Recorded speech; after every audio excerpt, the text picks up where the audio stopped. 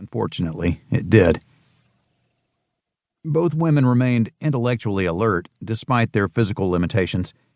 Both were incredibly courageous. Both battled depression without succumbing to it. In a sense, they held each other up. Each enjoyed wordplay at my expense. In one way they differed.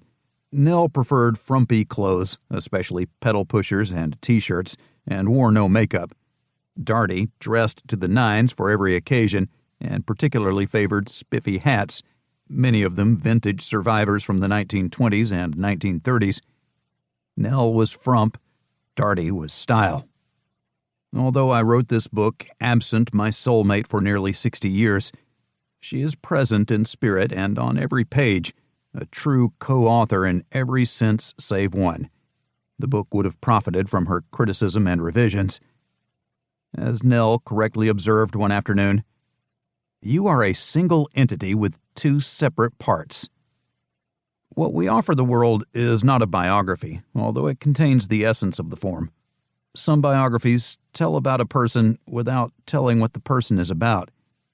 One conveys facts. Another uses anecdotes and stories to convey the meaning of facts. Richard Holmes, one of Britain's best practitioners of the art, wrote that the biographer's most valuable but perilous weapon is empathy.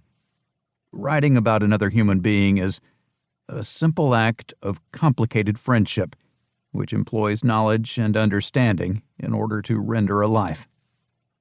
Those who anticipated an exposé or a tell-all biography resulting from our 64 afternoons with Harper Lee will be disappointed.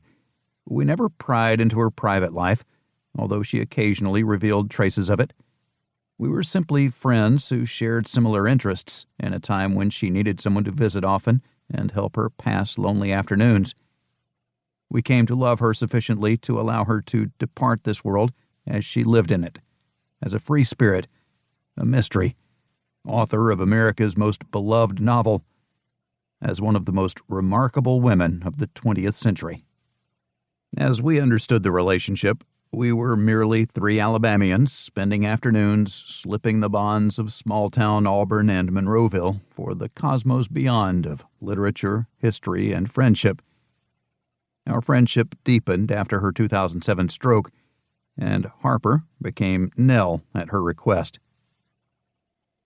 Lao-Tzu's famous proverb in the Tao Te Ching that a journey of 1,000 miles begins with a single step could not be a better metaphor for our friendship with Alice, Louise, and Nelle Lee. Serendipity, or something even less ostentatious, such as luck, was involved. Almost nothing was planned. Events and conversations meandered and just happened. As a result, I have framed the book like the friendship, not a linear account of Nelle's life, but like a 10-year-long conversation, weaving in and out of chronological order.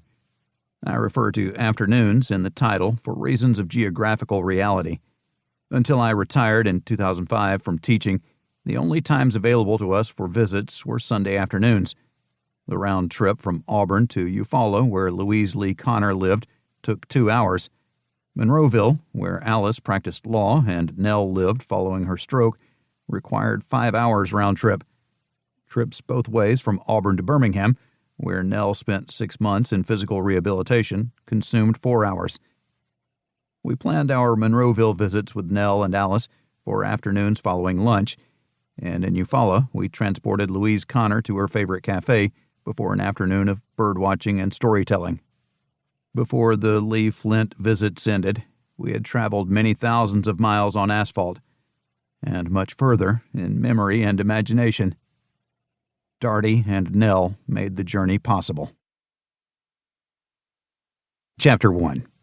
Southern Friends and Families. The Lees.